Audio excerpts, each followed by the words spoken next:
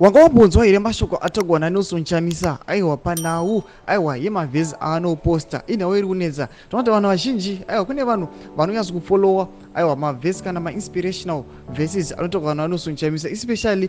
kana iri Sabbath day kana kuti mamwe madays in the week kana pamaholidays vanoposta mavheses ekuti vanhu vanoti aiwa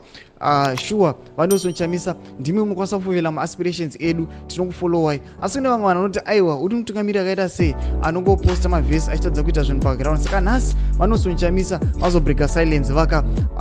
reply pamashoko akadaro sanapinda mashoko aataura ndokuti bosubscribe bolike woti na on the bell icon nokuti anoyanyira achiti vachitaura vaChamisa vanoti zvenyu zvekuti ndinowanza mavhesi ndichitadza kutora matanho ndezvenyu nekuti amusati mapenyerwa pano tiri pachiteshi saka tinogadzirira takamirira kuenda kumusha kuna baba kudenga hapana nyika isina hurumende asi havazi vose vanoda hurumende yacho ini titoriwo mumwe wevanhu ivavo asi ndoiremekedza zvakadaro mashoko atagwana Nelson Chamisa achiti aiwa kunyange zvenyu mukapopota mukaita sei isusu tiri pachiteshi hazvingambondimisi kurega kuposta mavheses iwawo noda kwekuti aiwa hakuna nyika isina hurumende nyika isine hurumende asi havazi vese vanoda hurumende iyoyo asi kunyange zvakadaro ini ndinoiremekedza ndo mashoko avo yakareplywa naNelson Chamisa chimotodzai mafungiro enyu munoti kudii pamusoro pemashoko avo avataura kana vadhilivha musoro anhasi ava pina comment section medu musanga no subscribe kulike channel tina on the bell icon.